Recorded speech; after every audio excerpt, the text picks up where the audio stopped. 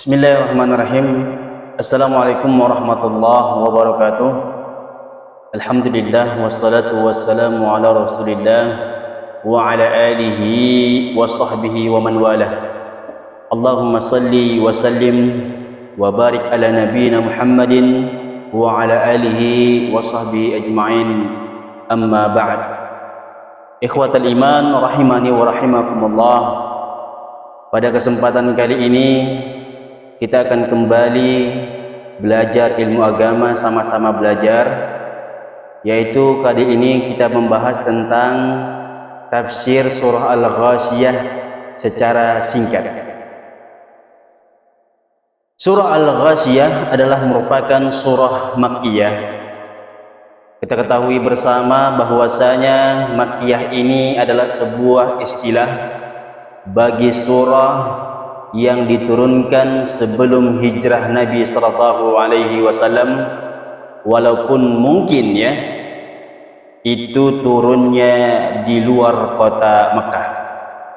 Yang penting dia sebelum Nabi hijrah, ayat ataupun surah itu turun, maka disebut dengan Makkiyah.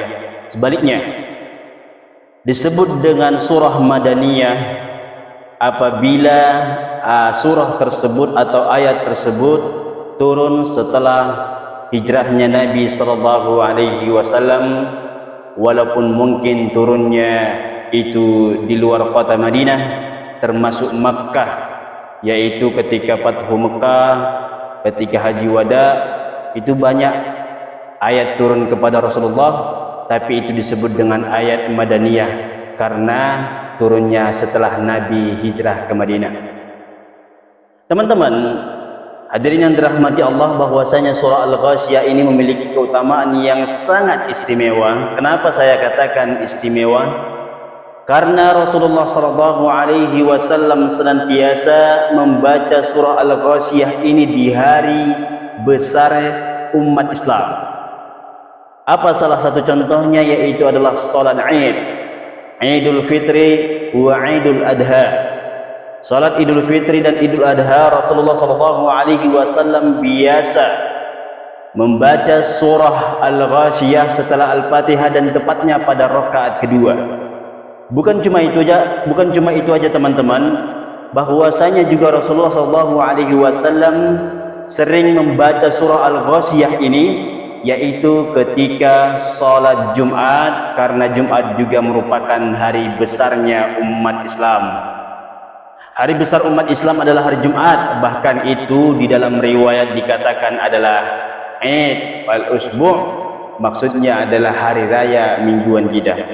Hari Jumat adalah hari besar kita, sebagaimana hari Sabtu juga hari besar orang Yahudi, dan hari Ahad adalah merupakan hari besar orang Nasrani. Oke teman-teman, bahwasanya ketahuilah surah Al-Ghasyiyah ini adalah surah yang mengingatkan kita tentang hari kiamat, karena merupakan Al-Ghasyiyah itu adalah nama dari nama-nama hari kiamat. Adapun jumlah ayatnya yaitu adalah Sittun wa Isrun, yaitu 26 ayat. Namun ini ada bagian-bagian tertentunya, ada yang membicarakan tentang azab, ada yang membicarakan tentang nikmat. Namun kita fokuskan pembahasan kita kali ini kepada beberapa ayat pertama dari surah Al-Ghasyiyah, yang mana ini mengandung tentang azab ataupun kepedihan yang dirasakan orang-orang yang durhaka kepada Allah Subhanahu wa taala. Ikhwatal iman rahimani wa rahimakumullah. Surah Al-Ghasyiyah ini dimulai dengan ayat yang pertama, yaitu hal ataka hadisul ghasyiyah. Apakah telah datang berita kepadamu tentang Al-Ghasyiyah ya Muhammad? Hal ini adalah kalimat bertanya, tapi tujuannya bukan untuk mendapatkan jawaban. Ini adalah takrir, penetapan. Bukankah telah datang kepadamu Muhammad bahwasanya berita kiamat itu telah datang kepadamu, telah ada, telah dekat, dan lain sebagainya. Ini makna daripada istifham ataupun kalimat bertanya di ayat ini. Hal ataka hadithul ghasiyah? Apakah telah datang kepadamu Muhammad berita tentang al-ghasiyah, hari kiamat? Suatu ketika Rasulullah SAW, teman-teman, pernah berjalan di daerah Madinah. Tiba-tiba dia mendengar ada seorang perempuan yang sedang membaca surah Al-Ghasiyah. Hal ataka hadithul ghasiyah? Apakah telah datang kepadamu berita tentang hari kiamat? Maka Rasulullah spontanitas menjawab, Naam qad ja'ani. Ya benar, qad ja'ani, sungguh berita tentang hari kiamat itu telah datang kepadaku. Al-Ghasiyah ini merupakan nama dari nama-nama hari kiamat, teman-teman. Nama-nama hari kiamat itu sangat banyak, hadirin ya. Salah satunya adalah Al-Ghasiyah, ada At-Taghabun, Yaumul Qiyamah, Yaumul Akhir, ada lagi yang disebut dengan Yaumul Hisab, ada lagi Al-Qari'ah, dan lain sebagainya. Tentunya nama-nama hari kiamat yang Allah sebutkan di dalam Al-Quran sangatlah banyak. Ini menandakan bahwasanya kiamat itu pasti terjadi, teman-teman. Allah menyebutnya dengan banyak versi ataupun banyak bahasa. Dinamakan Al-Ghasiyah, dia berasal dari kata ghasya, yaghsha, artinya ini menutupi, teman-teman. Menutupi maksudnya kata para ulama tafsir adalah meliputi semua makhluk, meliputi semua yang ada di muka bumi ini, kecuali orang-orang ataupun makhluk yang Allah kehendaki. Allah mengatakan di dalam Al-Quran, kullu man 'alaiha fan, semua manusia yang ada di atasnya, di atas bumi, fan, akan binasa semuanya. Kullu man 'alaiha fan wa yabqa wajhu rabbika dzul jalali wal ikram. Hanya Allah Subhanahu wa taala yang tinggal, yang kekal, semuanya akan binasa, baik bumi maupun langit. Ada sebuah ayat yang mengatakan wa nufikha fis-sur, ketika itu ditiupkanlah sangkakala. Fasaiqa man fis samawati wa man fil ardi illa man Allah.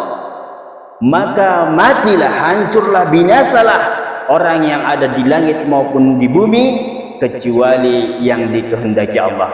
Ini tentunya banyak ayat-ayat yang menjelaskan tentang hari kiamat, bahwasanya hari kiamat adalah yaitu penghancuran alam semesta. Apakah telah datang kepadamu berita tentang hari kiamat? Maka Allah mengatakan di ayat yang kedua, wujuhun yawma idzin khasyah.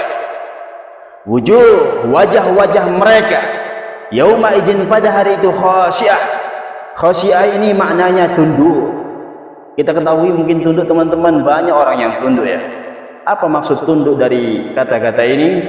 Ibnu Katsir mengatakan di dalam tafsirnya, makna khasyah itu bukan sembarang tunduk, bukan tunduk karena dia ngantuk, bukan tunduk karena dia tawaduk, bukan tunduk sembarang tunduk, tapi tunduk karena zalilah, yaitu karena kehinaan yang datang kepada dia. Mereka orang-orang yang durhaka kepada Allah, orang-orang yang kafir kepada Allah, mereka akan tunduk nanti datang di hari kiamat di hadapan Allah. Tunduk bukan karena kehormatan, tapi melainkan tunduk karena mereka merasa terhina, mereka menyesal dengan apa yang telah mereka lakukan di dunia.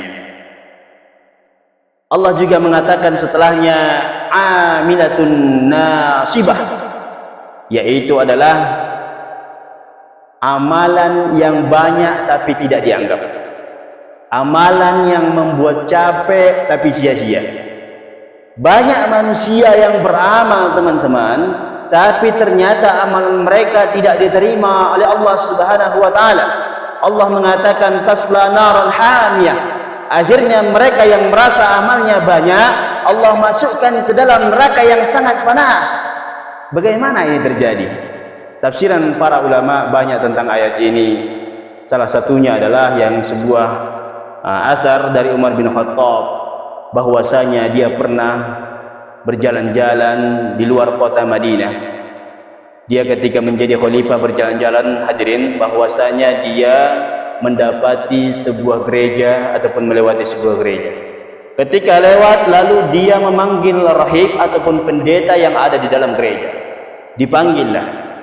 Maka ketika dipanggil dia melihat bahwasanya wajah ini wajah pendeta ini itu lesu, seolah-olah capek gitu loh. Capek dalam beramal, tapi Umar tahu bahwasanya agama mereka ini adalah agama yang sesat. Sebagaimana Allah katakan di dalam surah Al-Fatihah, ghairil maghdubi alaihim waladdallin, bukan orang yang engkau murkai ya Allah, dan juga bukan orang-orang yang sesat. Tafsiran para ulama, al-maghdub orang-orang Yahudi, yang mana Yahudi ini mengetahui kebenaran tapi mereka tidak mau mengikutinya. Mereka tahu Nabi Muhammad adalah nabi terakhir, tapi karena dari orang Arab, tidak dari bangsa Yahudi, mereka tidak mau mengikutinya. Allah katakan Allah dol walad dolin, orang-orang yang sesat adalah orang-orang yang orang-orang Nasrani. Maka Umar bin Khattab ketika melihat pendeta itu, dia teringat firman Allah, amilatun nasibah. Dia beramal, bergadang, rajin beribadah, ada motivasi beramal dia kepada Allah. Tapi amilatun nasibah, sia-sia semuanya di hadapan Allah karena mereka tidak sesuai dengan tuntunan Rasulullah SAW. Bahkan ketika itu Umar bin Khattab menangis, maka temannya yang menemani dia bertanya kepada dia, ma abakaka ya Umar, apa yang membuatmu menangis wahai Umar? Maka Umar bin Khattab mengatakan, aku teringat firman Allah, amilatun nasibah, mereka beramal, mereka rajin beribadah, mereka memiliki motivasi beramal kepada Allah, tapi sia-sia semuanya, haba'am manthura, akan menjadi debu-debu yang bertebaran, tidak ada manfaatnya bagi orang-orang yang melakukan itu. Hadirin yang dirahmati Allah, adapun tafsiran ulama yang lain, tafsiran ini bukan berarti mereka saling berseberangan ataupun kontradiksi, tidak. Kalau tafsiran dalam tafsir ataupun ayat Al-Quran itu namanya khilaf tanawu, yaitu perbedaan yang bermacam-macam, maksudnya bisa semua cocok sesuai dengan teks ataupun ayat tersebut. Jadi maksudnya bukan saling bertentangan, tapi saling menguatkan satu dengan yang lainnya. Tafsiran yang lainnya adalah, ini adalah orang-orang yang mana mereka beramal tapi mereka itu riya, bukan karena Allah Subhanahu wa taala. Wa ma umiru illa liya'budullaha mukhlishina lahuddin. Para manusia, umat-umat Islam tidaklah disuruh untuk beribadah kepada Allah kecuali mukhlishina lahuddin, ikhlas ibadahnya hanya kepada Allah Subhanahu wa taala, ibtigha'a wajhillah, yaitu mengharapkan wajah Allah Subhanahu wa taala. Makanya dalam sebuah hadis Rasulullah sallallahu alaihi wasallam, kama qala Rasulullah sallallahu alaihi wasallam, awwalu ma yuqda bihil 'abdu yaumal qiyamah, orang-orang yang mana mereka nanti akan pertama kali dihisab di hari kiamat. Dikatakan yang pertama adalah al-alim, al-qari, orang-orang yang pintar, orang-orang yang cerdas, alim, ulama, ustadz, kiai, semuanya mereka adalah orang-orang yang pertama kali dihisab. Orang-orang yang mengajarkan Al-Quran, orang-orang yang mengamalkan Al-Quran, orang-orang yang mempelajari dan menghafalkan Al-Quran, semuanya pertamanya adalah dihisab mereka ini semuanya. Maka datanglah di hari kiamat, dia berkata kepada Allah, ta'allamtul Quran wa qara'tu fik, ya Allah, aku beramal, yaitu membaca Al-Quran, mempelajari Al-Quran, mengajarkan Al-Quran, itu karenamu ya Allah. Maka Allah Subhanahu wa taala tentunya tahu isi hati hambanya, teman-teman. Maka Allah mengatakan ketika itu, kadzabta, kau telah berdusta. Kau telah berdusta. Dia mengatakan bahwasanya dirinya menghafal Al-Quran, membaca Al-Quran, yang mempelajari dan juga mengajarkannya kepada manusia, itu katanya ikhlas karena Allah Subhanahu wa taala. Tapi Allah tahu isi hatinya. Allah mengatakan kadzabta, kau telah berdusta. Innama ta'allamtal Qur'an lituqal annaka qari atau annaka qari. Kau mempelajari Al-Quran, mengajarkan Al-Quran supaya kau dikatakan qari. qori, alim, ataupun apalah gelar-gelar yang ada di dunia ini, dan kau telah mendapatkan gelar itu di dunia, maka hari ini engkau akan dimasukkan ke dalam api neraka. Ini yang pertama teman-teman. Ini adalah ustadz kiai yang mana mereka berdakwah karena materi, mereka berdakwah hanya semata-mata untuk mencari dunia. Mereka tidak berharap dengan akhirat, mereka pentingkan di dalam kehidupan mereka dunia dan harta. Maka hati-hatilah kita teman-teman, semoga Allah jaga kita semuanya. Yang kedua, kata Rasulullah SAW, yaitu adalah jawad. Jawad adalah orang yang rajin bersedekah, orang yang dermawan, orang yang memiliki harta yang banyak, tapi hartanya semuanya disedekahkan kepada Allah. Tapi dia datang di hari kiamat, dia berkata kepada Allah, apa yang engkau lakukan fulan? Dia mengatakan kepada Allah, ya Allah, aku telah berinfak di jalanmu, harta-harta yang kau titipkan kepadaku semuanya kuinfakkan kepadamu, karenamu ya Allah, mengharapkan ridho dan wajahmu. Tapi Allah tahu teman-teman, Allah tahu isi hati seorang hamba. Allah mengatakan juga, kadzabta, kau telah berdusta.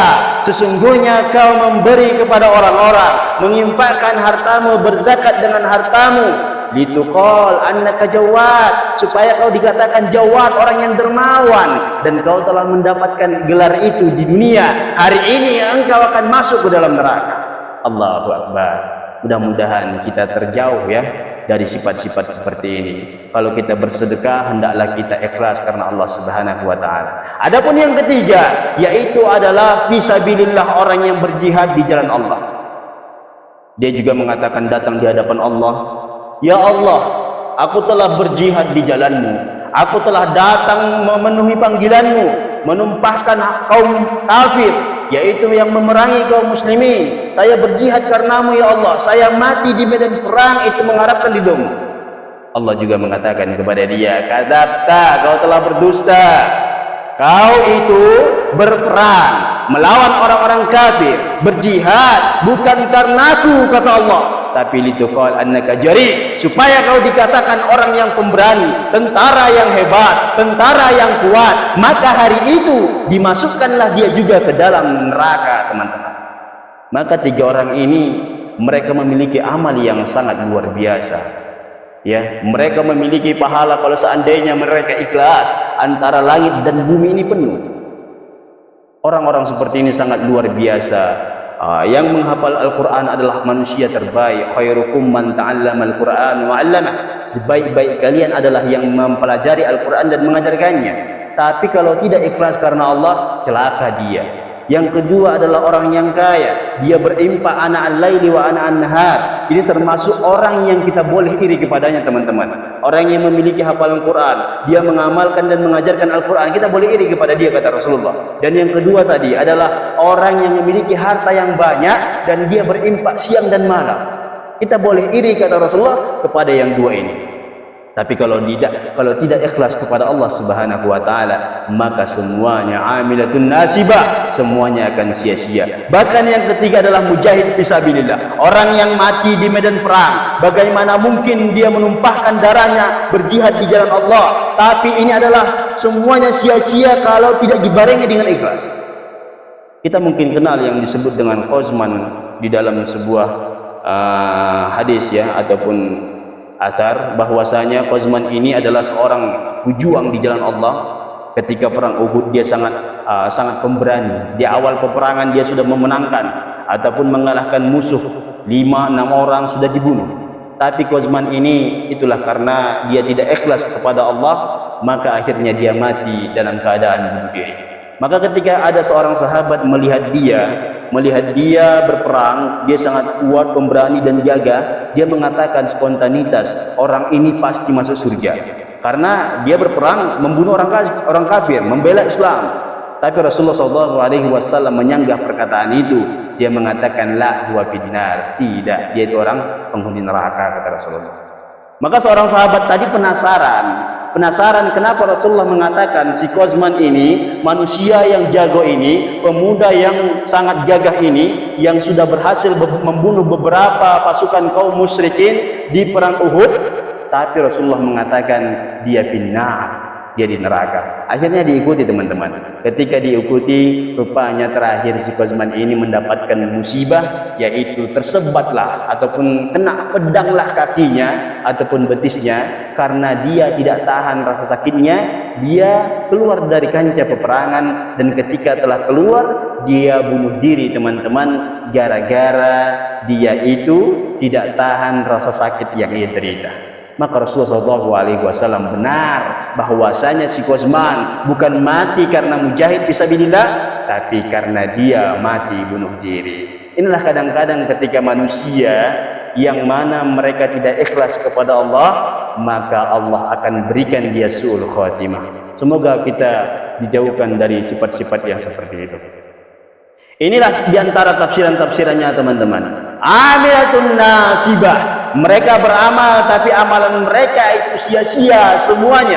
Orang-orang yang banyak amalannya, mereka ria, mereka menyangka pahala mereka telah memenuhi langit dan bumi, tapi semuanya itu sia-sia di hadapan Allah. Kenapa?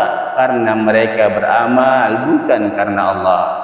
Maka Abdullah Ibnu Mubarak pernah mengatakan, rubba amalin saghirin yukabbiruhun niyah.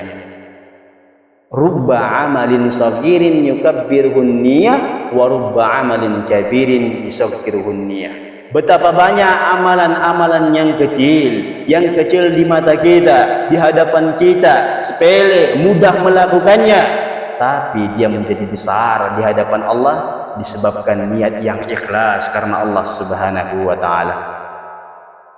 Bukankah kita mengetahui, ustaz-ustaz kita sering mengatakan bahwasanya seandainya lah kita bersama teman kita berada di saf pertama di belakang imam, kita sama-sama menjadi makmum, kita sama-sama di belakang imam, tapi pahala orang berdua ini bisa antara langit dan bumi. Yang satunya di bawah di dasar bumi, yang satunya di langit ketujuh sana. Itu perbedaannya dikarenakan hati mereka yang khusyuk, yang ikhlas karena Allah Subhanahu wa taala. Ada orang karena dia sholat itu hanya terpaksa, suruhan ataupun yang lainnya, tapi ada orang yang sholat betul-betul ikhlas karena Allah Subhanahu wa taala, maka pahalanya akan lebih besar daripada orang-orang yang tidak ikhlas. Rubba amalin sagirin yukabbiruhun niyah wa rubba amalin kabirin yusaghiruhun niyah. Betapa banyak amalan yang kecil menjadi besar di hadapan Allah gara-gara niat yang ikhlas. Betapa banyak amalan yang besar yang kita anggap susah mengerjakannya, besar pahalanya, tapi kecil di hadapan Allah, tidak berarti apa-apa karena dia bukan beramal karena Allah.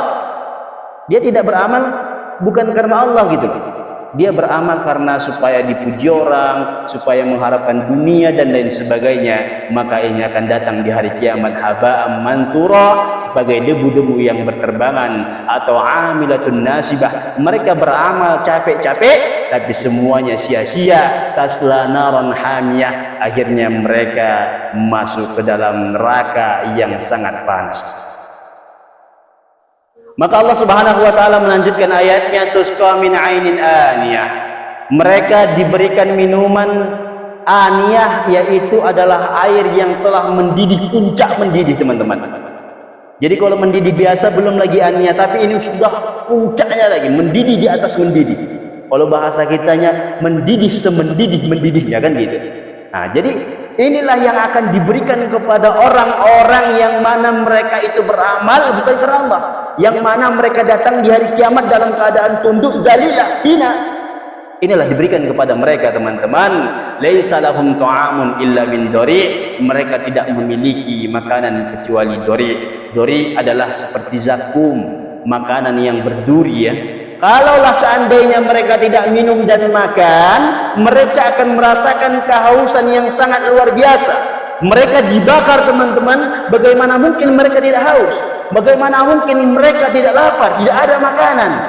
Ketika diberikan minuman itu sangat mendidih, panas. Makanan bau, berduri, dan beracun.